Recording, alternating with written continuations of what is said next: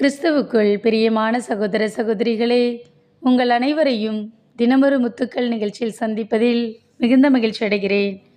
இதோ நான் உன்னை குணப்படுத்துவேன். 2 அரசர்கள் 20ஆம் அதிகாரம் 5ஆம் வசனம்.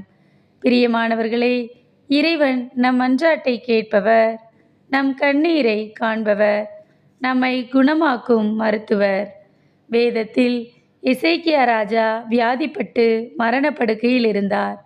எசாயா தீர்க்கதரிசி அவரிடம் வந்து, வீட்டு காரியங்களை ஒழுங்குபடுத்தும், நீர் பிழைக்க மாட்டீர் என்றார்.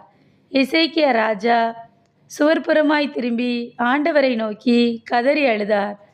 இறைவன் அவருடைய விண்ணப்பத்தை கேட்டு அவருடைய கண்ணீரை கண்டு அவரை குணமாக்கினார். அவருடைய மரணப்படுக்கையை மாற்றி ஆயுசு நாட்களை அதிகப்படுத்தினார். இன்று நம்மிலும் அநேகர் பலவிதமான வியாதிகளோடு போராடி கொண்டிருக்கிறோம். எத்தனையோ மருத்துவரை பார்த்தும் எத்தனையோ மருந்துகளை சாப்பிட்டும் ஒன்றுமே பலனளிக்கவில்லை. எப்போதுதான் தீரும் இந்த வியாதி என்று அங்கலாய்ப்போடு இருக்கலாம். கவலைப்படாதீர்கள், இறைவனை நோக்கி பாருங்கள். எந்த மருத்துவர் உங்களை கைவிட்டிருந்தாலும் சரி, மருந்துகள் உங்களை கைவிட்டிருந்தாலும் சரி, இயேசு உங்களை கைவிட மாட்டார்.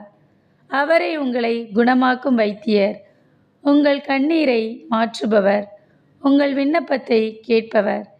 எசேக்கியா ராஜாவின் மரணப்படுக்கையை மாற்றிய இறைவன் இன்று உங்கள் வியாதி படுக்கையையும் மாற்றி உங்களுக்கு விடுதலை தருவார்.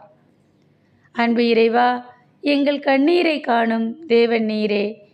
எங்கள் ஒவ்வொருவருடைய வியாதியையும் மாற்றி எங்களுக்கு பரிபூரண சுகத்தை தாரும் என்று அவரை நோக்கி ஜெபிப்போம். ஆமென்.